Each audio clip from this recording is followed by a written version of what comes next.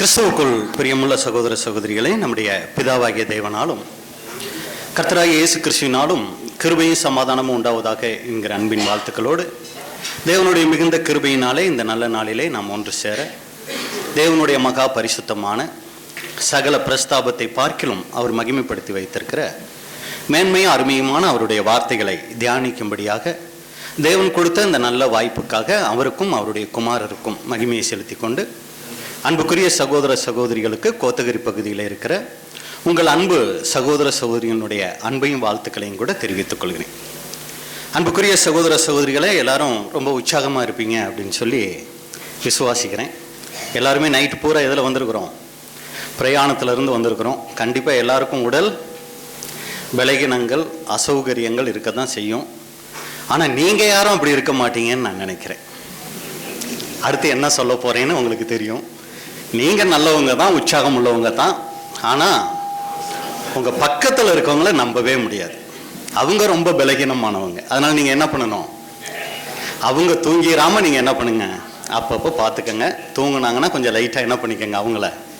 நீங்கள் யாரும் என்ன பண்ண மாட்டீங்க, தூங்க மாட்டீங்க. உங்கள் பக்கத்தில் இருக்கவங்கள மட்டும் கொஞ்சம் கவனமாக என்ன பண்ணுங்க, பார்த்துக்குங்க. அப்போ அந்த வகையில் இன்றைக்கி நாம் பார்க்க போகிற பாடத்தின் தலைப்பு, ஏன்னா நம்ம அநேகர் குடும்பமாக இருக்கிறதுனால ஒரு குடும்பம் சம்பந்தப்பட்ட ஒரு பாடம் நம்ம பார்த்தோன்னா அது நம்மளுடைய ஆவிக்குரிய வாழ்க்கைக்கு அது பிரயோஜனமாக இருக்கும் அப்படிங்கிற ஒரு இதில் ஒரு சிலர் இந்த பாடம் நீங்கள் கேட்டிருக்கலாம்.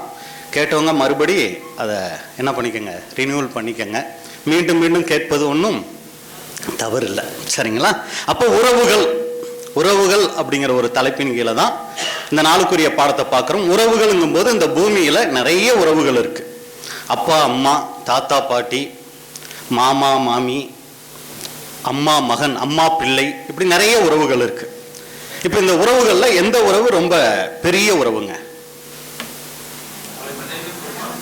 அம்மா அம்மா அப்பா,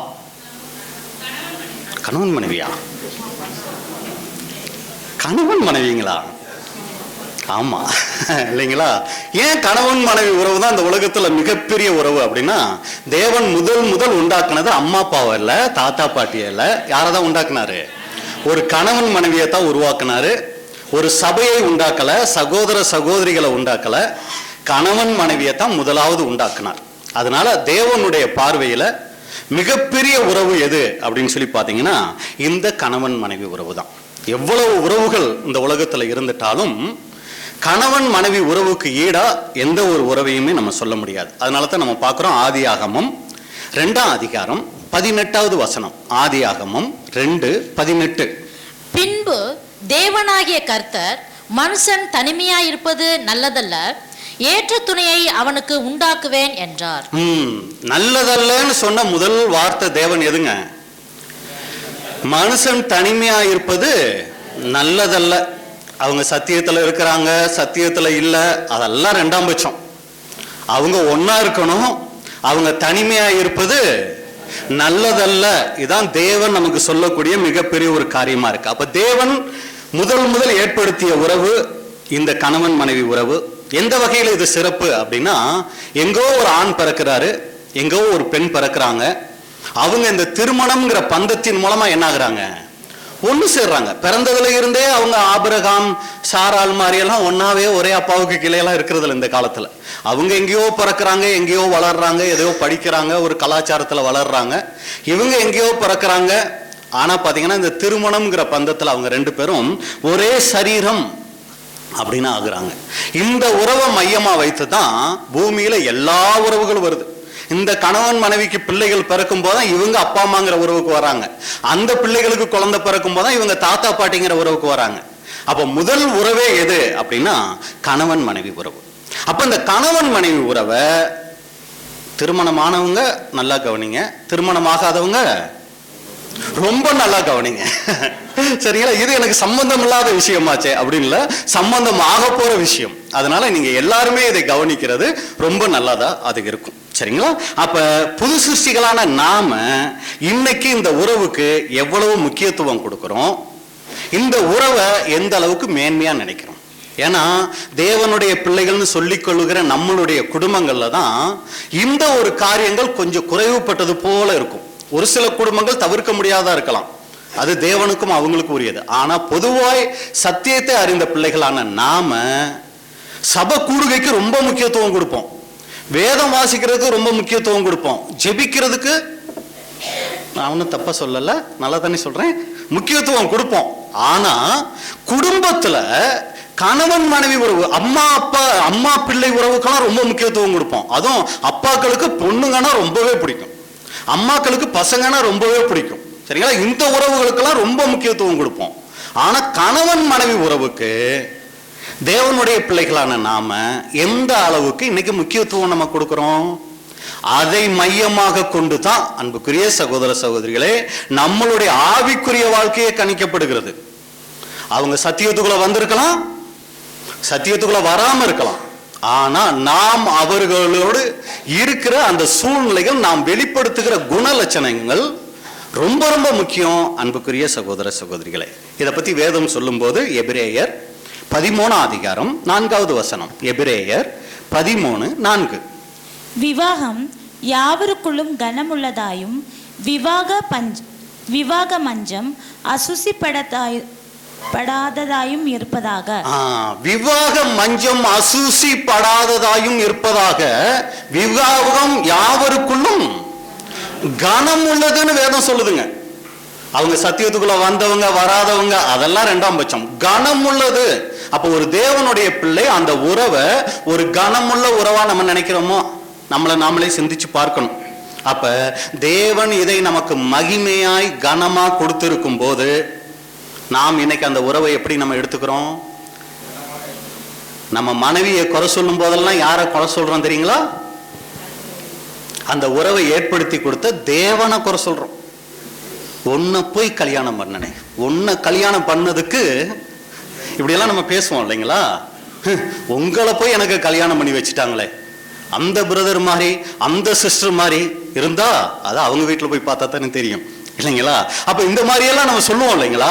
அந்த நேரத்தில் நம்ம என்ன நினைச்சுக்கிறோம்னா, வீட்டுக்காரரை கொஞ்சம் கஷ்டப்படுத்திட்ட ஒரு சந்தோஷம், வீட்டுக்காரமாவை கஷ்டப்படுத்திட்ட ஒரு சந்தோஷத்தை, ஒரு அற்ப சந்தோஷத்துக்கு நம்ம தயாராகிடுறோம். ஆனா நம்ம நிறைய நேரங்களில் நினைக்கிறது இல்லை, அதுக்கு பின்னாடி அந்த உறவை ஏற்படுத்தி கொடுத்த தேவனை நம்ம குற்றப்படுத்துறோம். தேவனே உங்களுக்கு ஞானம் கிடையாது, உங்களுக்கு சரியான அறிவு கிடையாது, அப்படி இருந்திருந்தா நீங்க என்ன பண்ணிருக்க மாட்டீங்க, எனக்கு இந்த மாதிரி ஒரு உறவை ஏற்படுத்தி கொடுத்துருக்க மாட்டீங்க, உங்களுக்கு ஞானம் நல்லா இருந்திருந்தா எனக்கு நீங்க ஏற்படுத்தி கொடுத்த உறவுல என்ன பண்ணிருக்க மாட்டீங்க, இப்படி ஒரு தப்பு பண்ணி இருக்க மாட்டீங்கன்னு நம்ம அதன் மூலமா சொல்ல வரோம்.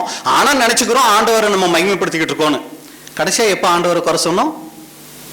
அது பிறகு அந்த கன்வென்ஷனுக்கு புறப்பட்டோம்ல, அப்ப வீட்டுல வச்சு எங்க 2 பேத்துக்குள்ள என்ன ஆச்சு, ஒரு காரியம் நடந்துச்சு. அப்ப கணவனை நானு குறை சொல்லும் போது தேவனை நான் குறை சொன்னேன். ஆனா தேவனை மகிமைப்படுத்துறதா நினைச்சுக்கிட்டு நிறைய நேரங்களில் அன்புக்குரிய சகோதர சகோதரிகளே நம்மளுடைய தேவனை நாம் குற்றப்படுத்தக்கூடியவங்களா நாம இருந்துடுறோம். பிரதர் உங்களுக்கு தெரியாது பிரதர், நீங்க ஏதோ ஒரு நல்ல சகோதரியை திருமணம் பண்ணியிருப்பீங்க, அதனால உங்களுக்கு இது தெரியாது. ஆனா எங்க வீட்டுக்காரரு போல, எங்க வீட்டுக்காரம்மா போல ரொம்ப மோசமானவங்களை உங்களால பார்க்க முடியாது பிரதர்னு ஒரு சமயம் நம்ம நினைக்கலாம். நமக்கு பிடிக்காத ஒரு சில சுபாவங்கள் அவங்க கிட்ட இருக்கலாம். ஆனா அன்புக்குரிய சகோதர சகோதரிகளே, இந்த உறவை ஏற்படுத்தி கொடுத்த தேவன் சகலமும் நன்மைக்கு ஏதுவாக தான் செஞ்சிருப்பாரு. அதை நம்ம புரிந்து கொள்ளணும். அதுக்கு பின்னாடி ஏதோ ஒரு நன்மை இருக்கும். ஒரு சமயம் நமக்கு பிடிக்காத காரியங்கள் அவங்க கிட்ட இருக்கலாம். ஏன்னா வெவ்வேறு கலாச்சாரத்தில் நம்ம ஆரம்பத்துல சொன்னோம் இல்லைங்களா, எங்கேயோ பிறக்கிறோம் ஒரு கலாச்சாரம், எங்கேயோ வளர்றோம் அதோட கலாச்சாரம், அவங்க ஒரு கலாச்சாரத்துல வளர்றாங்க, நம்ம ஒரு சூழ்நிலைகள்ல வளர்றோம். இணையும் போது ரெண்டும் ஒரே மாதிரி இருக்கும்னு எதிர்பார்க்க முடியாது. இவர் ரொம்ப சுறுசுறுப்பா இருப்பாரு, அந்த அம்மா வளர்ந்த சூழ்நிலையில கொஞ்சம் சோம்பேறித்தனமா இருப்பாங்க. ஒரு சமயம் இவங்க சோம்பேறித்தனமா இருப்பாங்க, அவங்க சுறுசுறுப்பா இருப்பாங்க. இப்படி ஒவ்வொரு காரியங்கள ஒருத்தர் நேரத்துல புறப்படுறது அவருக்கு ரொம்ப பிடிக்கும், ஆனா அவங்க மிஸ்ஸஸ் புறப்படவே மாட்டாங்க. குடும்ப அந்த மாதிரி என்ன எதுக்கு சொல்ல வரேன், இப்படி ஒவ்வொரு சில காரியங்கள் பிடிக்காம இருக்கலாம் 2 பேருக்குள்ள. ஆனா அதுக்காக நம்ம என்ன பண்ணிடக்கூடாதுன்னா, இந்த உறவே ஒரு தப்பான உறவு அப்படிங்கிற முடிவுக்கு வந்துடக்கூடாது. இந்த நேரத்தில் நம்ம என்ன நினைக்கணும் அப்படின்னா, தேவன் சர்வ வல்லமை உள்ளவர்னு நினைக்கணும். ஆனா நிறைய நேரங்களை என்ன தெரியுங்களா ஆக்கிறோம், நம்மளை சர்வ வல்லமை உள்ளவங்களை ஆக்கிட்டு தேவனை வல்லமை உள்ளவரை ஆக்கிடுவோம். ஏன் அப்படின்னா, இந்த வல்லமை உள்ளவரால் எதுவும் செய்ய முடியாது, சர்வ வல்லமை உள்ள நான் சொல்றேன் என் கணவனை திருத்தவே முடியாது. யாரு சொல்றது? யாரு? சர்வ வல்லமை படைத்த நான் சொல்றேன் என் கணவனை திருத்தவே முடியாது பிரதர். சர்வ வல்லமை படைத்த நான் சொல்றேன் என் மனைவியை திருத்தவே முடியாது. அந்த நேரத்தில் யாரு சர்வ வல்லமை உள்ளவங்களை ஆயிடுறோம்? நம்ம சர்வ வல்லமை ஆயிட்டு தேவனை அங்க மட்டுப்படுத்துறோம். தேவனுக்கு எவ்வளவு நேரம் ஆகும் நம்மளுடைய துணையை மாத்துறதுக்கு? அந்த விஷயத்துல நினைச்சு பாருங்க. நமக்கு பிடிக்காத ஒரு விஷயம் இருக்கு, நல்ல விஷயமா இருக்கணும். நீங்க ஒரு அதாவது நீங்க சோம்பேறித்தனமா நம்ம இருந்துகிட்டு வீட்டுக்கார சோம்பேறி ஆகணும்னு நம்ம நினைச்சோன்னு வைங்க, அது தப்பு. அப்ப அவங்க கிட்ட நம்ம பாக்குற ஒரு தவறான விஷயம், இது நல்லா இருந்தா என் வீட்டுக்காரர்கிட்ட என் வீட்டுக்கார அம்மா கிட்ட நல்லா இருக்குமே நினைக்கிறோம் இல்லைங்களா? அதை மாத்துறதுக்கு தேவனுக்கு எவ்வளவு நேரம் ஆகும்? ஒரு செகண்ட் இல்லைங்களா? ஆனா ஏன் தேவன் அப்ப இதை அனுமதிச்சு வச்சிருக்கிறார்? அப்ப எங்கேயோ என்ன ஆகுங்க, விஷயங்கள் அங்க இருக்குது. அப்ப நம்ம என்ன புரிஞ்சுக்கொள்ளணும் அப்படின்னா, தேவன் சர்வ வல்லமை உள்ளவர். ஆனா எனக்கு இந்த உறவுல இப்படி ஒரு சில சூழ்நிலைகள் அனுமதிச்சிருக்கிறார் அப்படின்னா அதுக்கு பின்னாடி ஏதோ காரணம் இருக்கும். நல்லா சிந்திக்கணும். நம்ம கிட்ட இருக்கிற குறையே நிறைய நேரங்களில் அவங்கள குறை உள்ளவங்களா பார்த்துக்கிட்டு இருக்கோம். இதை எப்படி புரிஞ்சுக்கலாம்? எனக்கு தெரியும் ஒரு பிரதர் சரியான டைமுக்கு சபைக்கு வரணும்னு நினைப்பாரு. 9 மணிக்கு சர்வீஸ்ன்னு வைங்களே, 8:55 இருக்கணும்னு அவர் ஆசைப்படுவார். நல்ல விஷயமா கெட்ட விஷயமா? ஆனா அவங்க மனைவி 9:30 மணி ஆகும். இது நல்ல விஷயமா கெட்ட விஷயமா? அப்ப இதுல யாரு நல்லவங்க யாரு கெட்டவங்க? கணவன் நல்லவர் மனைவி கெட்டவர் போலத்தானே இருக்கும். இது வெளிப்பார்வை. இப்ப பாருங்க, இவர் எந்திரிக்கும் போது இவருக்கு எல்லாம் அங்க ரெடியா இருக்கணும். அங்க தண்ணி சூடா இருக்கணும், துணி அயன் பண்ணி இருக்கணும், எல்லாம் ரெடியா இருக்கணும். அவர் குளிச்சுட்டு வந்த உடனே அங்க சாப்பாடு ரெடியா இருக்கணும், எல்லாம் கரெக்டா இருக்கணும். ஆனா இயேசு கிறிஸ்து இந்த பரிசேயர் சொல்ற மாதிரி சுண்டு விரல்ல கூட இவர் எந்த ஒரு சின்ன உதவி செய்ய மாட்டார். ஆனா அந்த சிஸ்டர் எந்திரிச்சு அவருக்கு எல்லா பணிவிடையும் முடிச்சு அப்புறம் இவங்க ரெடியாகி இப்ப இவங்க ரெடியாகி இவங்க வரணும். இவரு அம்மா நீ கொஞ்சம் அந்த வேலையை பாரு, நான் கொஞ்சம் இந்த வேலையை பார்க்குறேன், 2 பேரும் பகிர்ந்து பார்த்தோம்னா சீக்கிரமா அந்த வேலை முடியும். அப்ப 2 பேருமே சேர்ந்து என்ன பண்ணிடலாம், சீக்கிரம் போயிடலாம். வெளிப்பார்வைக்கு இப்ப யார் நல்லவங்களா இருந்தாங்க இது வரைக்கும்? இவர் நல்லவரா இருந்தாரு, அவங்க கெட்டவங்களா இருந்தாங்க. என் பிசினஸ் ரொம்ப மோசம் பிரதர், படு சோம்பேறி பிரதர், லேட்டா வர்றதுக்கு அவங்க தான் பிரதர் காரணம் சொல்லிக்கிட்டு இருப்பாரு. நீங்க அவங்களுக்கு என்ன உதவி செஞ்சீங்க? அவங்க சீக்கிரம் வர்றதுக்கு நீங்க எடுத்த முயற்சி என்ன? இல்லைங்களா? இது மாதிரிதான் மனைவிகளுக்கும். சகோதரர்கள் சைடு நான் சொல்லிட்டேன், சகோதரிகள் சைடு இது போல இருக்கும். அப்ப நம்ம கிட்ட குறைய வச்சுக்கிட்டு நிறைய நேரங்கள்ல நம்ம என்ன தெரியுங்களா பண்ணுவோம், நம்மளுடைய துணையை குறை சொல்லக்கூடியவங்களா இருப்போம். அதுக்குதான் ஒரு உதாரணம், ஒரு கதை. ஒருத்தருக்கு திருமணம் ஆன பின்னாடி ஒரு டவுட் வந்துருச்சு. அவங்க மனைவிக்கு கொஞ்சம் காது கேட்கறது இல்லைன்னு சொல்லி கேள்விப்பட்டிருப்பீங்கன்னு நினைக்கிறேன். அப்ப இவருக்கு சந்தேகம், மனைவிக்கு எந்த அளவுக்கு காது கேட்குது காது கேட்கலங்கிறது இவருக்கு ஒரு டவுட் ஆகி போச்சு. உடனே டாக்டர்கிட்ட போய் சொல்றாரு, டாக்டர் என் மிஸ்ஸஸ்க்கு வந்து காது சரியா கேட்கறது இல்லை, அதுக்கு ட்ரீட்மெண்ட் பண்ணணும். ஆனா அவங்களுக்கு காது கேட்கலன்னு கூட்டிட்டு வந்து அவங்க என்ன ஆயிடுவாங்க, டிஸ்டர்ப் ஆயிடுவாங்க. அதனால என்ன டாக்டர் பண்றதுன்னா, அப்ப நீங்க ஒரு பண்ணுங்க, அவங்களுக்கு எவ்வளவு தூரத்துல இருந்து பேசினா காது கேட்குது அப்படின்னு சொல்லி நீங்க டெஸ்ட் பண்ணி கூட்டிட்டு வாங்க, நம்ம பெருசா ஒண்ணுல ஒரு ட்ரீட்மெண்ட் கொடுத்து அதை சரி பண்ணிடலாம் அப்படின்னு சொல்லிட்டாரு. இப்போ இவர் என்ன பண்றாருன்னா, வீட்டு வாசல்ல நின்றுக்கிட்டு அவங்க மனைவியை பேர் சொல்லி கூப்பிடுறாரு. என்ன பண்ணிக்கிட்டு இருக்க அப்படிங்கிறாரு. அந்த அம்மா ஒண்ணுமே பதில் சொல்லல. முடிவு பண்ணிட்டாரு, இந்த அம்மாவுக்கு 20 அடிக்க என்ன ஆகாது, காது கேட்காது. ஒரு 5 அடி முன்னாடி போய் என்ன பண்ணிக்கிட்டு இருக்க அப்படிங்கிறாரு. அப்பயும் இந்த அம்மா ஒண்ணுமே பேசல. அடுத்து 10 அடிக்கு போயிட்டு என்ன பண்ணிக்கிட்டு இருக்க அப்படின்னு கேட்டா அப்பயும் இந்த அம்மா பேசல. கடைசியா ஒரு 5 அடி தூரத்துக்கு போயிட்டு என்ன பண்ணிக்கிட்டு இருக்கேன்னா, இது வரைக்கும் 4 தடவை சொல்லிட்டேன் சமைச்சுக்கிட்டு இருக்கேன்னு சொல்லி.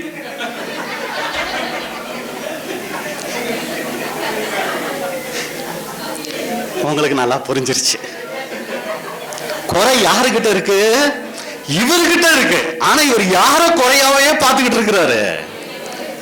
இப்படித்தான் நம்ம குடும்பத்துல அநேக நேரங்கள்ல சரியாக வேண்டியது நம்மளா இருப்போம், ஆனா யாரையே குறை சொல்லிக்கிட்டு இருப்போம், நம்மளுடைய துணையவே குறை சொல்லிக்கிட்டு இருப்போம். தேவ சமூகத்துல உட்கார்ந்து அப்பா என் சைடு என்ன தப்புன்னு கேட்டோம்னா 4 தடவை சொல்லி இருப்பாரு.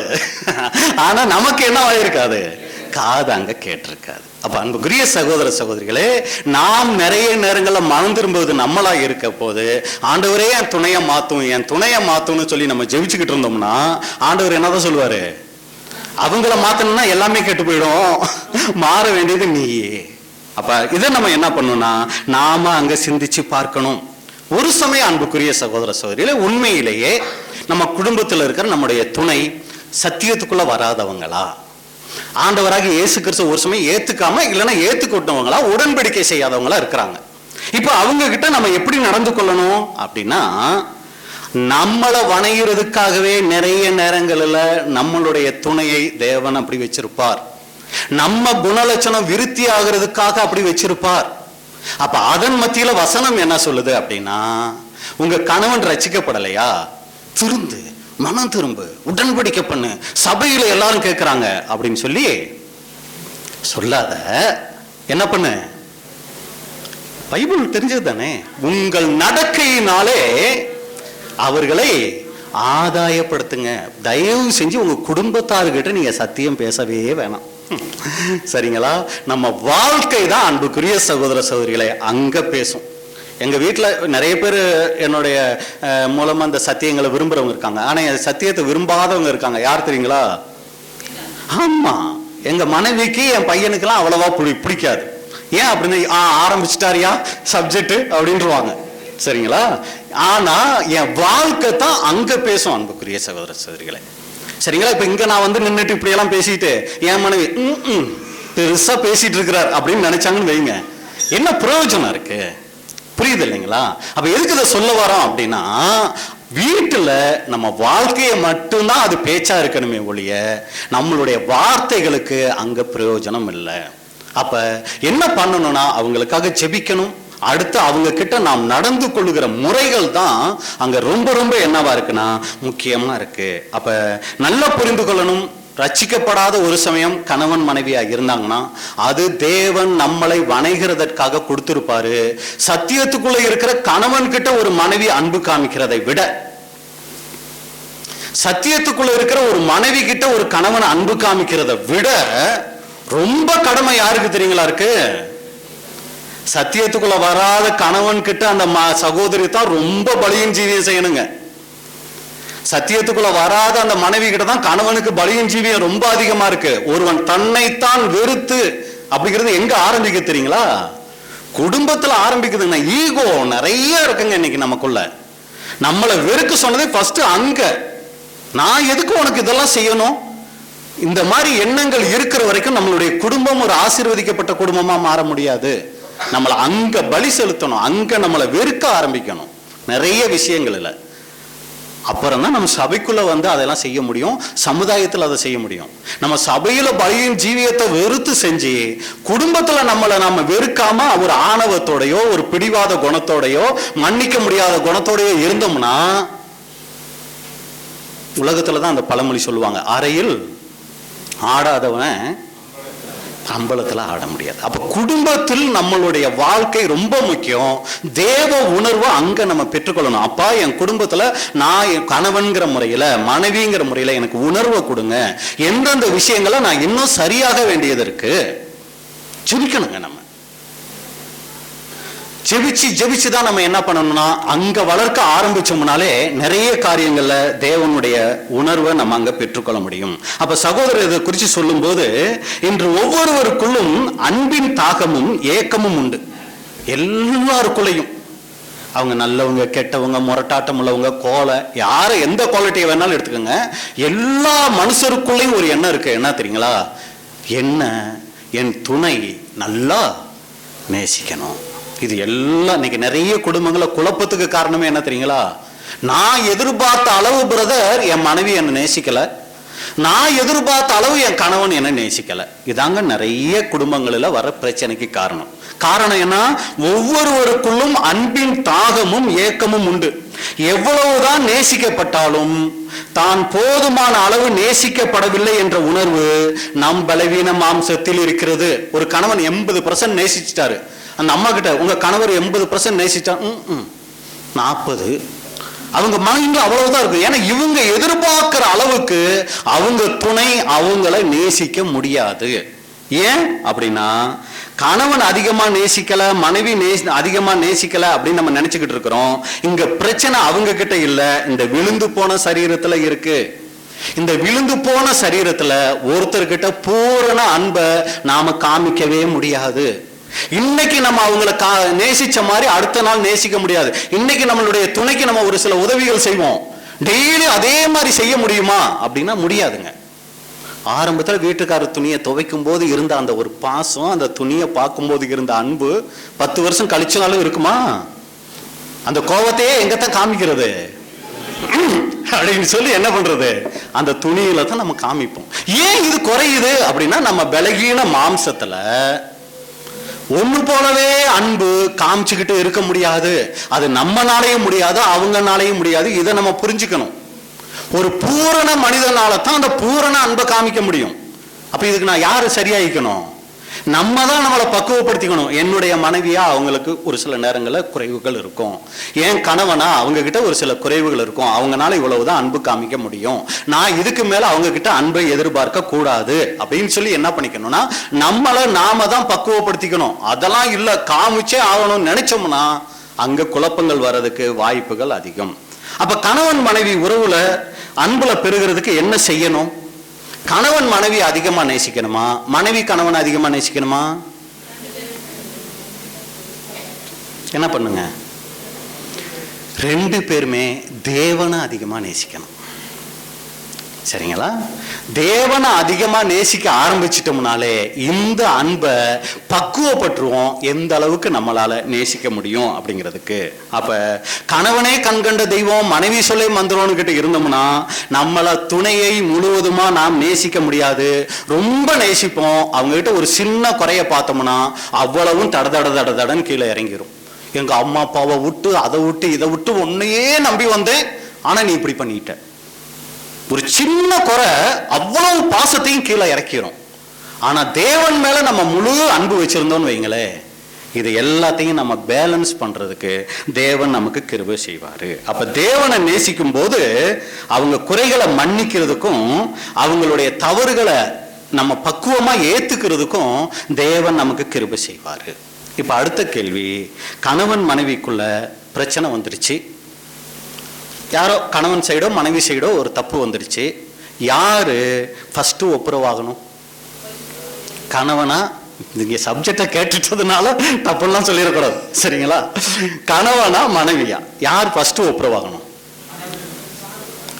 பரவாயில்ல, எப்பவுமே சகோதரிகள் சைடு தான் கணவன் பாங்க, சகோதரர்கள் சைடு அதாவது கணவன் சொல்லுவாங்க. ஏன்னா இங்க மட்டும், ஏன்னா நம்மளாம் இங்க யாரு ரொம்ப நல்லவங்க இல்லைங்களா, அதனால சகோதரர்களாம் கணவன் தான் பிரதர் ஒப்புரவாகணும், வீட்டில் போய் பார்த்தா தான் வேற மாதிரி இருக்கும்.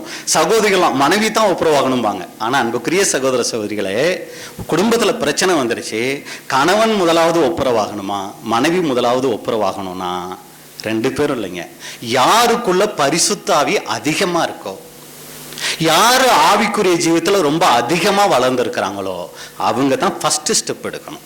இல்லை என் மனைவி செஞ்சதுதான் பிரதர் தப்பு, அவங்க பேசின வார்த்தைகள்ல தப்பு அப்படின்னாலும் பரவாயில்ல. நாம தப்பு செஞ்சவங்க சத்துருக்களா இருக்கும் போது மணவாளன் என்ன பண்ணாருங்க, அவர் முந்தி வந்து நம்ம இடத்துல அன்பு கூர்ந்தாராம். ஏன்? அவர் ஆவிக்குரிய ஜீவியத்துல வளர்ந்தவர், அதனால அவர் முன்னாடி வந்து அவர் அன்பு கூர்ந்துட்டாரு. அப்ப நம்ம ஆவிக்குரிய ஜீவியத்துல வளர்ந்தவங்களா இருந்தா வரட்டும், அது 2 நாள் ஆனாலும் பரவாயில்ல, 3 நாள் ஆனாலும் பரவாயில்ல, வரட்டும். அப்படி இருக்கக்கூடாது. நம்ம முதலாவது சரிமா நீ செஞ்சது தப்போ நான் செஞ்சது தப்போ நம்ம என்ன பண்ணக்கூடாது, அப்படி இருக்கக்கூடாது, நம்ம சரியாயிக்கணும். இப்படி என்னவாயிடணும்னா வளர்ந்தவர்கள் அதுக்கு முதலாவது இறங்கி வர கத்துக்கொள்ளணும். அப்ப இது அன்புக்குரிய சகோதர சகோதரிகள் நம்முடைய வாழ்க்கையில ரொம்ப முக்கியமான ஒரு விஷயமா இருக்கு. அடுத்து தேவனா கணவனா, தேவனா மனைவியா, யாரை பிரியப்படுத்துறதுங்கிற சூழ்நிலை வரும்போது தயவு செஞ்சு கணவனையோ மனைவியோ பிரியப்படுத்திடாதீங்க, தேவனை அந்த இடத்துல பிரியப்படுத்திடுங்க, எவ்வளவு பிரச்சனைகள் வந்தாலும் சரி.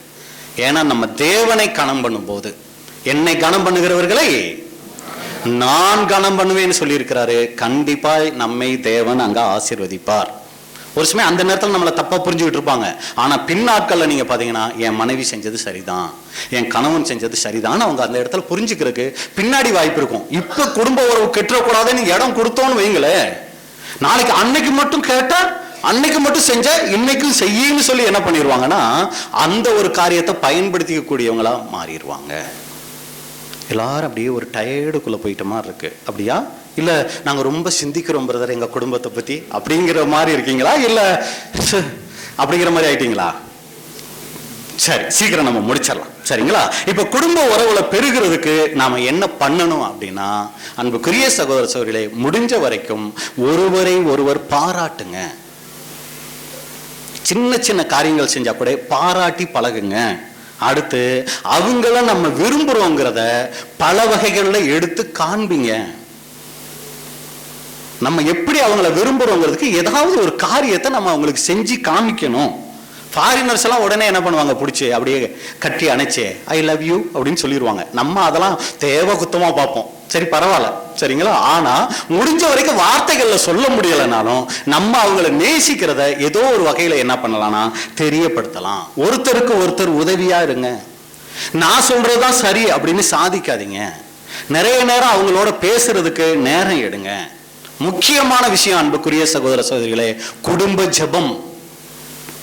தேவனுடைய பிள்ளைகளினுடைய வாழ்க்கையில குடும்ப ஜெபம் ரொம்ப ரொம்ப முக்கியம்.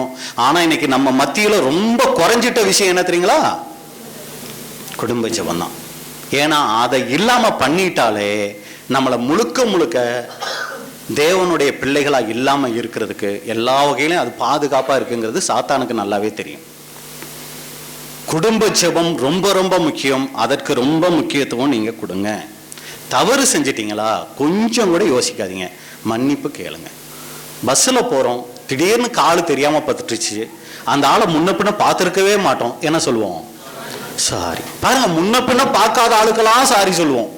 கூடவே இருக்கிறவங்க கிட்ட ஒரு தப்பு செஞ்சுட்டு என்ன பண்ணவே மாட்டோம், சாரி கேட்கவே மாட்டோம். ஏன்னா கேட்டுட்டா நம்ம இறங்கிடுவோமா, அவங்க நம்மளை அதுக்கப்புறம் ரொம்ப கேவலமாக நினைப்பாங்களாம். பாருங்க அன்புக்குரிய சகோதர சரி, அதெல்லாம் ரொம்ப தவறான விஷயம். சின்ன சின்ன விஷயமா இருந்தாலும் மன்னிப்பு கேட்டு பழகுவோம். இது ரொம்ப ரொம்ப முக்கியமான ஒரு காரியமா இருக்குது. அடுத்து நீங்க பாத்தீங்கன்னா சபைக்கென்று சொல்லப்பட்ட ஒரு வசனம் மத்தேயு 18:20. மத்தேயு 18ஆம் அதிகாரம் 20வது வசனம். ஏனெனில் 2 பேராவது 3 பேராவது என் நாமத்தினாலே எங்கே கூடியிருக்கிறார்களோ அங்கே அவர்கள் நடுவிலே இருக்கிறேன் என்றார். இது பொதுவா நம்ம எங்க யூஸ் பண்ணுவோம்? சபைக்கு சொல்லுவோம், 2 பேரோ 3 பேரோ என் நாமத்தினாலே எங்கே கூடி இருக்கிறார்களோ அவர்கள் நடுவில் இருக்கிறேன் அப்படின்னு சொல்லுவார். ஆனா இதை சகோதரர்கள் சொல்லும் போது இது அதிகமா எதை மையப்படுத்தி சொல்லியிருக்குன்னா குடும்பத்தை மையப்படுத்தி சொல்லியிருக்கு. கணவன் மனைவி 2 பேரோ பிள்ளைகள் 3 பேரோ என் நாமத்தினாலே எங்கே கூடியிருக்கிறாங்களோ அவங்க நடுவுல இருக்கிறேன். அப்ப குடும்ப ஜெபம்ங்கிறது ரொம்ப ரொம்ப முக்கியமான ஒரு விஷயம். அடுத்து இதை சொல்லிட்டு தான் மேல ஒரு சில வசனங்கள் அங்க சொல்றதை நம்ம பார்க்கிறோம். என்ன சொல்லுவார் தெரியுங்களா? உன் சகோதரன் உனக்கு விரோதமா ஏதாவது காரியம் செஞ்சிட்டார் அப்படின்னா என்ன பண்ணுங்க? எல்லாம் இருக்கீங்களா? ஒரு சகோதரன் உனக்கு விரோதமா ஒரு காரியம் செஞ்சிட்டார் அப்படின்னா என்ன பண்ணணும்? சண்டை போடணும். இல்ல என்ன பண்ணுங்க? மன்னிக்கணுமா? எப்படி தெரியுங்களா அங்க வசனம் வருது? நீங்க கீழே இருக்க வசனங்களை நீங்க வாசிக்கங்க. அவன் தனித்திருக்கையில். அப்ப இதை எப்படி குடும்பத்துக்கு எடுத்துக்கிறது? ஏன்னா இதெல்லாம் சொல்லிட்டு தான் 2 பேரோ 3 பேரும் வராரு. அப்ப இந்த வசனங்களை குடும்பத்துக்கு நம்ம என்ன பண்ணணும்? சம்பந்தப்படுத்தி பார்க்கணும். கணவன் மனைவிக்குள்ள சண்டை வந்துடுச்சு, இப்ப என்ன பண்ணணும்? அதை உடனே ஹலோ அம்மா, இன்னைக்கு வீட்டுல என்ன நடந்துச்சு தெரியுமாம்மா? இப்படி பேசிட்டாருமா. அம்மா இன்னைக்கு என்ன நடந்துச்சு தெரியுமா? இப்படி என்ன பேசிட்டாமா. என்ன பண்ணுங்க? உடனே அதை நம் பெற்றோருக்கு தெரியப்படுத்தணும். அப்படியா? வசனம் என்ன சொல்லுதுங்க? தனித்திருக்கையில்.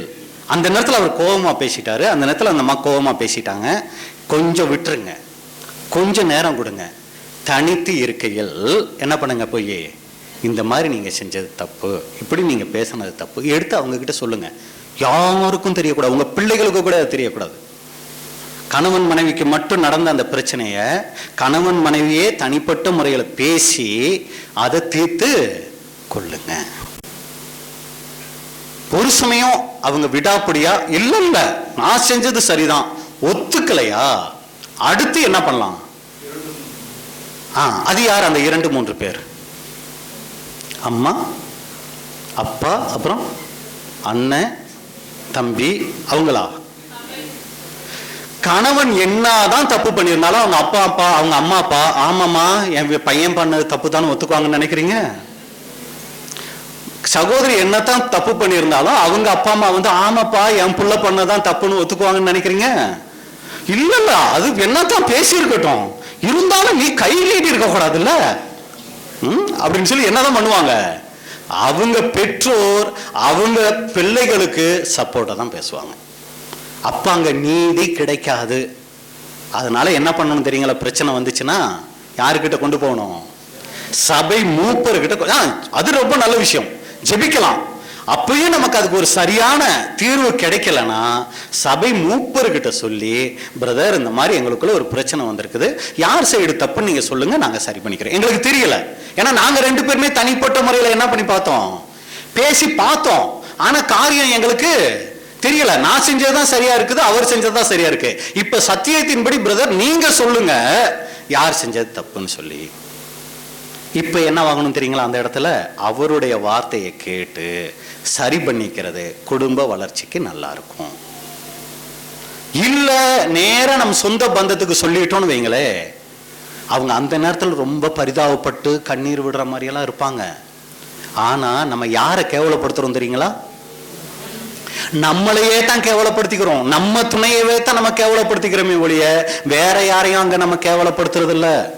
இப்ப விட்டுருவாங்க, பெருசா போறாங்க தெரியுமா, அன்னைக்கு இவங்க பிரச்சனை அப்படி இருந்துச்சு அப்படின்னு சொல்லி என்ன தெரியுங்களா பண்ணுவாங்க, பின்னாடி நம்மளை கேவலமா பேசுவாங்க.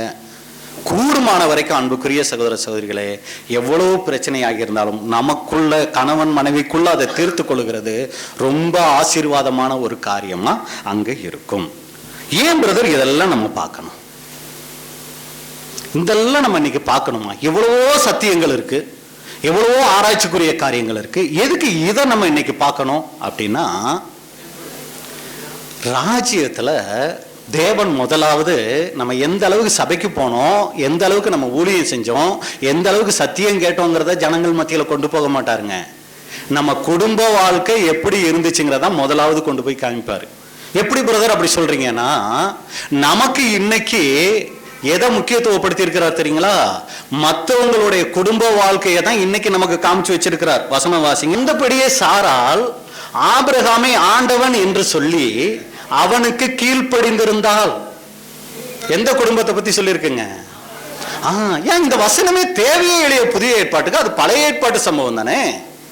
இது எதுக்கு புதிய ஏற்பாட்டுல நமக்கு சொல்லணும் அப்படின்னா, ஒரு தேவனுடைய பிள்ளையாகிய அந்த மனைவிங்கிற ஸ்தானத்துல இருக்கிற சகோதரி எப்படி இருக்கணும்னு சொல்லிக்கிட்டு வரும்போதுதான் இத அங்க சொல்றாரு.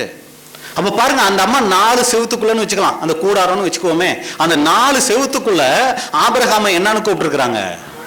ஆண்டவனேன்னு சொல்லி கூப்பிட்டுருக்காங்க. அதை தேவன் இங்க பதிவு பண்ணி, சாராள் இப்படி கூப்பிட்டாங்கன்னு சொல்லி பதிவு பண்ணி, இன்னைக்கு கோடிக்கணக்கான ஜனங்கள் அதை வாசிக்கிற மாதிரி தேவன் பதிவு பண்ணி வச்சிருக்கிறார். ராஜ்யத்துல உயிர்த்தெழுந்து வர ஜனங்களுக்கு நம்ம வாழ்க்கையை பதிவு பண்ணாருன்னு வைங்க. நம்ம வீட்டுக்காரரை எப்படி கூப்பிடுறோம், அப்படியே அது அங்க பதிவாகி எடுக்கும். அந்தபடி அப்படின்னு உங்க பேரை போட்டுக்கங்க. அந்த இடத்துல, அந்த ஆபிரகாமைங்கிற இடத்துல உங்க வீட்டுக்காரருடைய பேரை போட்டுக்கங்க. அவரை தேஸ் என்று சொல்லி அவனுக்கு நீங்க தான் சொல்றீங்க, நான் சொல்லல, சரிங்களா? கீழ்ப்படிய வில்லை. அன்புக்குரிய சகோதர சகோதரிகளே, இது ராஜ்யத்துல வர ஜனங்கள் எப்படி வாழக்கூடாதுங்கிறதுக்கு அங்க ஒரு உதாரணமா இருக்கும். இல்ல அப்படின்னா வாழணும்னா இவங்களை போல வாழணுங்கிறதுக்கு ஒரு உதாரணமா தேவன் ராஜ்யத்துல இருக்கிற ஜனங்களுக்கு சொல்ல போறார். அன்னைக்கு இந்த புதிய ஏற்பாடு பழைய ஏற்பாடுலாம் இருக்காது, நம்ம ஏற்பாடைத்தான் அன்னைக்கு வைக்க போறார். நாம தான் அன்னைக்கு நிருபங்களா ராஜ்யத்துல உயிர்த்தெழுந்து வர ஜனங்களுக்கு ஒருத்தர் எப்படி வாழணுங்கிறதுக்கு தேவன் யாரை சுட்டி காமிக்க போறார் தெரியுங்களா? நம்ம வாழ்க்கையை தான் சுட்டி காமிக்க போறாருங்க. அதுல எந்த ஒளிவும் மறைவும் இருக்காது, அதுல உண்மை மட்டும்தான் இருக்கும். நம்ம நடிப்பு, பொய் வேஷம், நம்மளுடைய பொய்யான வார்த்தைகள் எதுவுமே அங்க இருக்காது. இருக்கும், பொய்னா அது பொய்யா இருக்கும், உண்மையான உண்மைன்னு இருக்கும் அது. அப்ப இவங்களை போல வாழுங்க, இவங்களை போல வாழாதீங்க அப்படிங்கிறதுக்கு தான் நம்ம வாழ்க்கையை தேவன் ராஜ்யத்துல சுட்டி காட்ட போறார், நம்மளுடைய நிருபங்களா நம்ம எல்லாரையும். இப்ப நம்மளை யோசிச்சுக்குவோம், நம்மளை நல்ல விதமா ராஜ்யத்துல உயர்த்திலிருந்து வர போற ஜனங்களுக்கு காமிக்க போறாரா?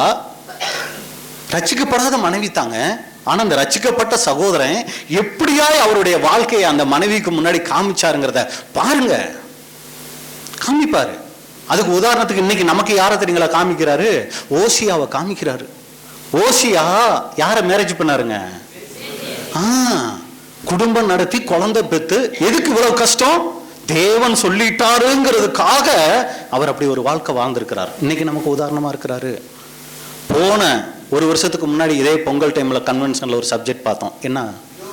அடேங்க அப்பா, பரவாயில்லையே. அந்த அம்மாவை இன்னைக்கு நமக்கு காமிச்சுக்கிட்டு இருக்கிறாரு. இந்த மாதிரி இருக்காதீங்கன்னு சொல்லி, இல்லைங்களா? ராஜ்யத்துல நம்மளை காமிப்பாரு, இவங்கள மாதிரி இருந்துராதீங்கன்னு சொல்லி. எதுக்கு? ஆண்டவரே எடுத்து விடும் ஆண்டவரே, இந்த ஆளோட நான் குடும்பம் நடத்துறதுக்கு எடுத்துடும் ஆண்டவரே அப்படின்னு ஏதாவது நம்ம, அதுதான் அந்த யோபின் மனைவி, இல்லைங்களா? எதுக்கு உயிரோட இருக்க, செத்து தொலை அப்படின்னு அந்த மாதிரி ஏதாவது நம்மளை காமிச்சிருவாரா? நம்மளே சிந்திச்சு பார்ப்போங்க. அப்ப இப்படி ஏன் இதெல்லாம் நம்ம இன்னைக்கு பார்க்கணும் அப்படிங்கிறதுக்கு தான் இதெல்லாம். நம்ம தேவனுடைய தெய்வீக திட்டத்துல A to Z எல்லாம் தெரிஞ்சிருந்து ஒரு நல்ல மனைவியா நல்ல கணவனா வாழல அப்படின்னா இதெல்லாம் ரொம்ப அவசியம். ஆனா இதனால் பிரயோஜனம் ஒன்றும் இல்லாம போயிடும். ரொம்ப ஜாக்கிரதையா இருக்கணும் நம்மளுடைய குடும்ப வாழ்க்கையில. அப்ப ராஜ்யத்துல இதை காமிக்க போறார். அன்புக்குரிய சகோதர சகோதரிகளே, இது ஏதோ உங்களை சோர்வுக்குள்ளாக்குறதுக்கோ உங்களை கஷ்டப்படுத்துறதுக்கோ சொல்லல. இது சத்தியமா வேதத்துல இருக்கு. எல்லா தேவ பிள்ளைகளினாலும் இப்படிப்பட்ட வாழ்க்கை வாழ முடியாது.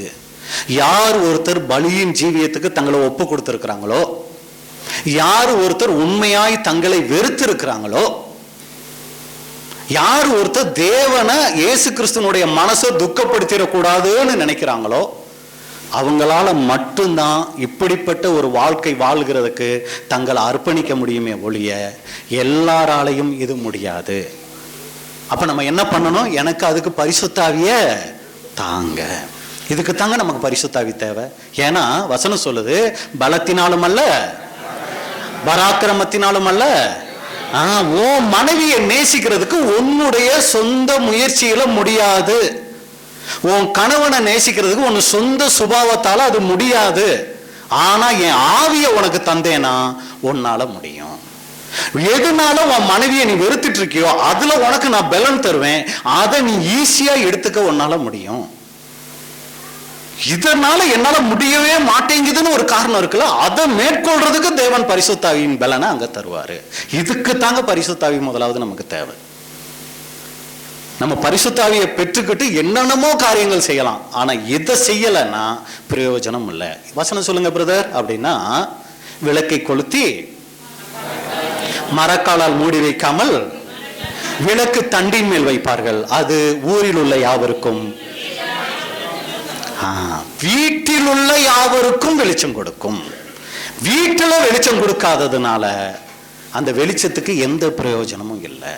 அப்ப முதலாவது வீட்டுல அது வெளிச்சம் கொடுக்கணும். அடுத்து ஒரு கேள்வி, ஏன் கணவனை நான் எந்த அளவுக்கு நேசிக்கணும், அன்பு கூறணும் அப்படின்னு ஒரு சகோதரி கேள்வி கேட்குறாங்கன்னு வச்சுக்கோமே. அவங்களுக்கு என்ன பதில்னா, உங்களுக்கு ஒரு மகன் இருக்கிறாரு, இந்த மகனுக்கு ஒரு திருமணம் பண்ணி வைக்கிறீங்க. எல்லாம் இருக்கீங்கல்ல? எல்லாம் வெளியே எதுவும் போயிடலையே. சரி, இப்போ உங்க சகோதரிகளுக்கு இது சகோதரிகள், இப்ப நீங்க உங்க கணவனை எந்த அளவுக்கு நேசிக்கணும் அப்படின்னா அதுக்கு என்ன விளக்கம் அப்படின்னா, இப்போ உங்களுக்கு ஒரு மகன் இருக்கிறார். இப்ப அந்த மகனுக்கு ஒரு திருமணம் பண்ணி வைக்கிறீங்க, ஒரு பெண்ணை, சரிங்களா? இப்ப அந்த மருமகள் உங்க மகன் கிட்ட எந்த அளவுக்கு அன்பு காட்டணும்னு ஆசைப்படுவீங்க? உங்க மகன் வந்து கொஞ்சம் அடிச்சிடுறாரு, அவங்கள திட்டிடுறாரு, உங்க மருமக என்ன பண்ணணும்? அதெல்லாம் பெருசா எடுத்துக்க கூடாது பிரதர். என் மகன்கிட்ட ஒரு சில தப்பு இருந்தா கூட என் மருமக என்ன பண்ணணும்? அட்ஜஸ்ட் பண்ணி போகணும் பிரதர். அத நீங்க இப்ப உங்க கணவருக்கு செய்யுங்க. என் மகன் அன்பு நிறைய வச்சிருக்கேன், அப்ப அவருக்கு வர மனைவி இப்படி எல்லாம் இருக்கணும் அப்படின்னு நினைக்கிறீங்க இல்லைங்களா? அத நாம என்ன பண்ணணும்? ஃபர்ஸ்ட் நம்ம கணவருக்கு வாழ்க்கை முறையில காமிக்கணும். அதே மாதிரி சகோதரர்களுக்கு, நான் என் மனைவியை எந்த அளவுக்கு நேசிக்கணும் பிரதர் அப்படின்னா, உங்களுக்கு ஒரு மக இருந்து அந்த மகளை ஒருத்தருக்கு மனம் முடிச்சு வைக்கிறீங்கன்னா அந்த மருமகன் உங்க மகளை எந்த அளவுக்கு பார்த்துக்கணும்னு ஆசைப்படுறீங்க? என் மகளை நான் கண்ணுக்குள்ள வச்சு பார்த்தேன் பிரதர், அதனால என் அந்த மருமகன் எப்படி பார்க்கணும், என் மகளை நான் பார்த்த மாதிரியே கண்ணுக்குள்ள வச்சு பார்க்கணும் அப்படின்னு நினைச்சோம்னா தப்பு இல்லை. அதை நீங்க முதலாவது எங்க காமிங்க? உங்க மனைவி கிட்ட நீங்க அந்த நேசத்தை காமிங்க. அப்ப தேவன் உங்களுக்கு வரப்போகிற மருமகனையும் அவருக்கு சித்தமா இருந்தா என்ன பண்ணுவாரு? அதே மாதிரி அமைச்சு கொடுப்பாரு. நீங்க உங்க மனைவி கிட்ட நல்லா நடந்துக்க மாட்டீங்களாம், ஆனா உங்க மருமகன் மட்டும் உங்க மக கிட்ட என்ன பண்ணுமா? ரொம்ப நீதியா நேர்மையா உண்மையா நடந்துக்கணுமா. இது என்ன நியாயம்? புரிஞ்சு போச்சுங்களா? புரிஞ்சு போச்சா? புரிஞ்சு சரிங்களா? அப்ப இதை நம்ம யோசிச்சோம்னாலே இன்னைக்கு நம்மளுடைய துணை கிட்ட நாம எப்படி நடந்து கொள்ளணுங்கிற ஒரு பாடம் நமக்கு அதுல கிடைச்சிடும். இது தனிப்பட்ட முறையில் நீங்க தியானம் பண்ணிக்கலாம், எப்படி எப்படியெல்லாம் நடக்கணும் அப்படின்னு எழுதி வச்சு நடந்துக்கலாம். அடுத்து பிள்ளைகள் முன்னாடி தயவு செய்து உங்க துணை கிட்ட கோபத்தை காட்டாதீங்க, தயவு செஞ்சு காமிக்காதீங்க. தவறான ஒரு முன் உதாரணம் ஆயிடும். நீங்க உங்க பிள்ளைகள் முன்னாடி உங்க கணவனை மரியாதை இல்லாம பேசுனீங்கன்னா உங்க மக அதை நல்லா கவனிக்குது. நாளைக்கு திருமணமான என் கணவனை நான் இப்படித்தான் நடத்தணும்னு அது கத்துக்குது. இதுக்கு நல்ல உதாரணம், நீங்க சேலை கட்டுறத சின்ன உங்க மக பார்க்கும், பார்த்துட்டு என்ன பண்ணுவத ஒரு டவலை எடுத்துக்கிட்டு இப்படி சுத்திக்கிட்டு ஒரு பொம்மையை வச்சுக்கிட்டு, எங்க அதுக்கு யார் அதெல்லாம் சொல்லி கொடுத்தா? நம்ம கிட்ட இருந்து பார்த்து அதை கத்துக்குதுங்க. இதை மட்டும் கத்துக்கிட்டு இருந்தா பரவாயில்ல. ஒவ்வொரு ஸ்டெப் பை ஸ்டெப்பா அவங்க வளர வளர நம்ம கணவன் கிட்ட எப்படி நடந்துக்கிறோங்கிறத கவனிச்சுக்கிட்டே வருது. அதே மாதிரி அன்புக்குரிய சகோதரர்களே, நீங்க உங்க மனைவி கிட்ட எப்படியெல்லாம் நடந்துக்கிறீங்கிறத உங்க பையன் உங்க மகன் பார்த்து வந்துகிட்டே இருக்கிறாரு. இது அவர் நல்லா உள்வாங்குறாரு. வேற எவ்வளவு சத்தியம் கேட்டு உள்ள போகுதோ இல்லையோ, இந்த வாழ்க்கை முறை அவருக்குள்ள நல்லா உள்ள போயிருக்கும். ஒரு சிலருக்கு அபூர்வம், நான் இந்த மாதிரி இருக்கக்கூடாதுன்னு திருந்தி வாழ்றவங்க இருக்காங்க, அது ரொம்ப அபூர்வம். அது ஏதோ விரல் விட்டு எண்ணலாம். ஆனா நிறைய பேரு இப்படித்தான் நான் வாழணும். எங்க அப்பா எங்க அம்மாவை அடிமை மாதிரி வச்சிருந்தார் தெரியுமா? எங்க அப்பா கிழிச்ச கோட்டை எங்க அம்மா என்ன பண்ணாது, தாண்டாது தெரியுமா? அதே மாதிரி நீயும் இரு. தப்புங்க, அது அவங்க காலம், அவங்க ஒரு வாழ்க்கை முறை வாழ்ந்தாங்க. இன்னைக்கு நாலேஜ் விருத்தி ஆயிடுச்சு, குடும்பங்கள்ல 2 பேருமே நிறைய காரியங்கள் கத்துக்கொள்ளக்கூடிய தன்மைகளுக்குள்ள வந்துட்டாங்க. விட்டு கொடுத்து போகணும். கணவனா மனைவியா, தலை யாரு அப்படிங்கிறது ஒரு பெரிய போராட்டமா இருக்கு இன்னைக்கு சபைக்கு குடும்பத்துக்குள்ள. ஆனா தலை என்ன செஞ்சாரு, சரீரம் என்ன செஞ்சிச்சுங்கிறத வேதம் பார்க்கணும். சரீரத்துக்குள்ள பிரச்சனை வந்துருச்சு, நீ பெரியாளா நான் பெரியாளான்னு ஒரு பிரச்சனை வந்துருச்சு. இப்ப தலை ஒரு முடிவு எடுத்துச்சு. என்ன முடிவு எடுத்துச்சுங்க? பாத்திரத்தை எடுத்துச்சு, தண்ணியை ஊத்துச்சு, துண்டை எடுத்துச்சு, யார் பெரியாள்னு உனக்கு காமிக்கிறேன் பாருன்னு கால் கழுவ போயிடுச்சுங்க தலை. நான் தலை அப்படின்னு நம்ம நிறைய நேரங்களில் பெருமையா சொல்லிக்கிறோம். ஒரு சமயம் சகோதரிகள் நான் தலை அப்படிங்கிற ஒரு முடிவை எடுக்கிறாங்களா, தாழ்மையில யாரு தலைங்கிறத அவங்களுக்கு காமிச்சு கொடுத்தோம்னா தேவன் அங்க அவங்களுக்கு அதை புரிய வச்சிருவாரு. நம்ம அடக்குமுறைகளை குடும்பத்துல கையாண்டோம்னா அது ஆசீர்வாதமான குடும்பமா அமையாது. விட்டு கொடுத்து போறது, மன்னிச்சு போறது. அதான் நான் ஆரம்பத்துல சொன்னேன், யாரையோ முன்ன பின்ன பார்க்காத பேர் தெரியாத ஆளுக்கிட்டே எல்லாம் மன்னிப்பு கேட்டுறோம். ஒரு சாரி கேட்டோம்னா குடும்பத்துல எவ்வளவோ பிரச்சனைகள் குறைஞ்சிருங்க. ஒரு சாரிக்காக இன்னைக்கு எத்தனை குடும்பம் பிரிஞ்சு கிடக்குது. பெருசா சத்தியம் சத்தியம் சத்தியம்னு பேசுறோம், ஒரு சில குடும்பங்கள் டைவர்ஸ் ஆயிட்டு நிக்குது. கேவலமா இருக்குங்க. அது என்ன பிரயோஜனம் இந்த சத்தியத்தினால? இந்த சத்தியம் நம்மளுடைய குடும்ப வாழ்க்கையை கட்ட முடியலன்னா எதுக்கு இந்த சத்தியம் நமக்கு? பெருசா நம்ம பின்னாடி இவ்வளவு படிச்சிருக்கோம், இவ்வளவு தெரிஞ்சுக்கிட்டோம் அப்படிங்கிறதுக்கா? எதுக்கு கன்வென்ஷன்? எதுக்கு இப்படி கன்வென்ஷன்? குடும்பமா நம்ம வரணும், அன்பை இதன் மூலமா தான் நம்ம குடும்பத்திலே வளர்த்துக்க முடியும். வீட்டுக்குள்ளேயே அடைச்சு வச்சிருந்தா அந்த சகோதரி மெண்டல் ஆயிடுவாங்க.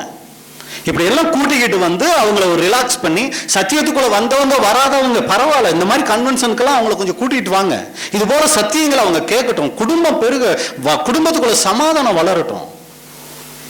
சந்தோஷம் வளரட்டும். இதை நம்ம சரியா செய்யாம மீது எல்லாத்தையும் செய்யறது சாத்தானுடைய வஞ்சனை. சத்தியத்துக்குள்ள வராதவங்க கிட்ட அதிகமான அன்பு காமிங்க.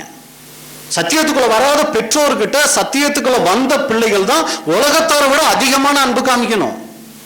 அதுக்குதான் தேவன் நமக்கு சத்தியம் கொடுத்திருக்கிறார். அவங்கள வெறுத்து ஒதுக்குறதுக்கு இல்லை.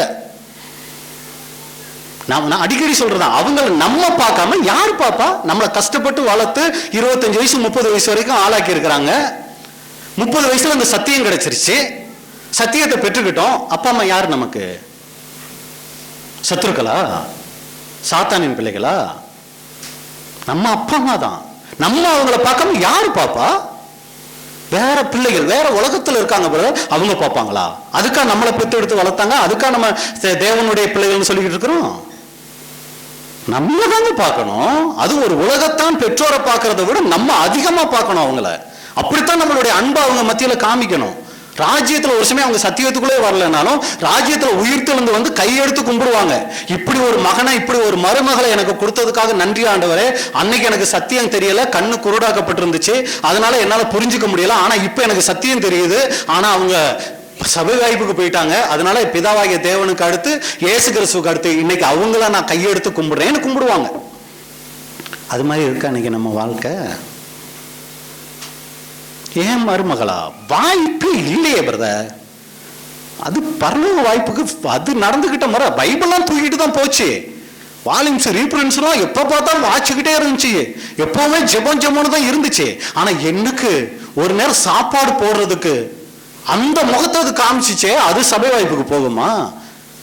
ஒரே மகளை பெற்று கட்டி கொடுத்தேன், எனக்கு யாருமே இல்லை, அவர் தான் என் மகனா இருந்து பாப்பாருன்னு நினைச்சேன்.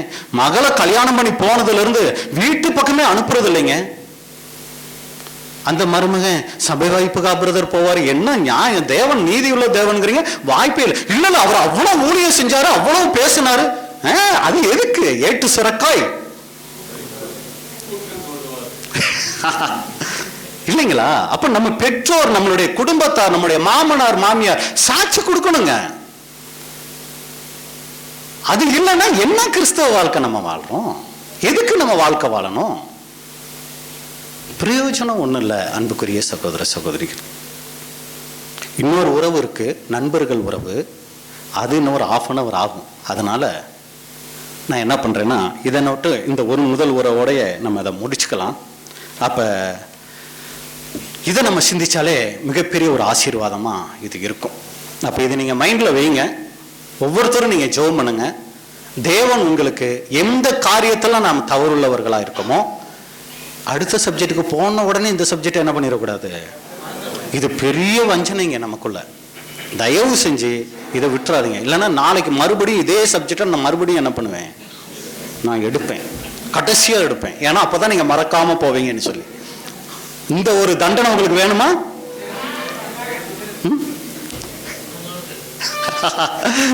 சுகமான தண்டனைங்கிறாரு. அதாவது ஒரு இன்ஜெக்ஷன் பண்ணோம்னா முன்னாடி என்ன இருக்கும்? ஊசி இருக்கும். பின்னாடி என்ன இருக்கும்? இந்த ஊசி குத்துதலை சகிச்சோம்னா தான் அந்த அருமையான மருந்து நமக்குள்ள என்னவாகும், உள்ள போகும். இந்த ஊசி குத்துதலே எனக்கு வேண்டாம் அப்படின்னோம்னா அந்த அருமையான மருந்தை நம்ம என்ன பண்ணிடுவோம், இழந்துருவோங்க. அதனால அன்புக்குரிய, ஏன்னா இதுக்கப்புறம் ஒரு நண்பர்கள் உறவுன்னு இருக்கு. தேவன் எப்படி நமக்கு நண்பரா இருக்கிறாரு, இயேசு கிறிஸ்து எப்படி நண்பரா இருக்கிறார், இந்த நண்பருக்காக அந்த நண்பர் எதையெல்லாம் இழந்தாரு அப்படிங்கிற ஒரு கோர்வை இருக்குது. கர்த்தருக்கு சித்தமானா அது ஏதோ ஒரு சூழ்நிலைகள்ல நம்ம பார்க்கலாம். இல்லைன்னா யூடியூப்ல இருக்கு, நீங்க பாத்துக்கோங்க. சரிங்களா? அப்ப இதுதான் இன்னைக்கு நம்ம இதோட நம்ம முடிக்கிறோம், நேரத்தை கருத்தில் கொண்டு. அன்புக்குரிய சகோதர சகோதரிகளே, ஒவ்வொருவரும் நம்மளுடைய குடும்ப வாழ்க்கையில தேவ உணர்வுக்காக நம்ம ஜெபிப்போம். நம்முடைய பிள்ளைகளுக்காக, கணவனுக்காக, மனைவிக்காக. என்ன தெரியுங்களா பெரிய தப்பு பண்ணிட்டாங்க நம்ம சகோதரர்கள், நீங்க உங்களுக்காக ஜெபிக்க வேண்டாம்னு சொல்லிட்டாங்களா? நம்ம என்ன பண்ணிட்டோம்னா, ஜெபிக்க வேணான்னு தானே சொல்றீங்க, அதனால நான் என்னவே பண்ணிடுறேன், ஜெபத்தையே விட்டுடுறேன்னு சொல்லி நிறைய நேரங்கள் நம்ம ஜெபிக்கிறதுலே குறைவுபட்டோங்க. குடும்பத்துக்கு, நம்ம குடும்பத்துக்காக நம்ம ஜெபிக்காம யார் ஜெபிப்பா? அதுவும் சுயநலத்தை நான் சொல்ல வரல. அவங்க சத்தியத்துக்குள்ள வர்றதை குறிச்சோ, அவங்க சத்தியத்துக்குள்ள வர்றதுக்கு என் வாழ்க்கை முறை எந்தெந்த வகையில தடையா இருக்கு. சத்தியத்துக்குள்ள வந்துட்டாங்க, ஆனா வளர்றதுக்கு எது என் வாழ்க்கையில தடையா இருக்கு? இப்ப என் மனைவி இருக்காங்கன்னா அவங்க சத்தியத்துக்குள்ள வந்துட்டாங்க, ஆனா சத்தியத்துல வளர்றதுக்கு என் வாழ்க்கையில எது தடையா இருக்கு? அதே மாதிரி அவங்க சத்தியத்துக்குள்ள வந்திருக்காங்க, நானும் சத்தியத்துக்குள்ள. நான் சத்தியத்துக்குள்ள வளர்றதுக்கு அவங்க வாழ்க்கையில எந்த காரியங்கள் தடையா இருக்கு யோசிப்போம், ஜெபம் பண்ணுவோம், நிறைய தியானிப்போம். அதை வீட்டில் உட்காந்து மனசு விட்டு பேசுவோம். நான் எதுல உனக்கு இடரலா இருக்கேன், எதுல உனக்கு பிடிக்காத காரியங்கள் இருக்கு, ஜெபம் பண்ணுவோம். சரிங்களா? அப்படி மனசு விட்டு பேசி குடும்பத்தை ஃபர்ஸ்ட் கட்டுவோம். நம்ம குடும்பத்தை கட்ட ஆரம்பிச்சாலே சபை கட்டப்படும். ஏன்னா ரசிக்கப்படாத கணவன் மனைவியெல்லாம் என்ன ஆரம்பிச்சிருவாங்க, சபைக்குள்ள வர ஆரம்பிச்சிருவாங்க. வாழ்க்கை முறை ரொம்ப ரொம்ப முக்கியம். அன்புக்குரிய சகோதர சகோதரிகளே, தேவன் உங்களோடு பேசியிருப்பார் அப்படின்னு சொல்லி நான் விசுவாசிக்கிறேன். பொறுமையோடு கேட்ட உங்களை தேவன் ஆசீர்வதிப்பாராக. ஆமென்.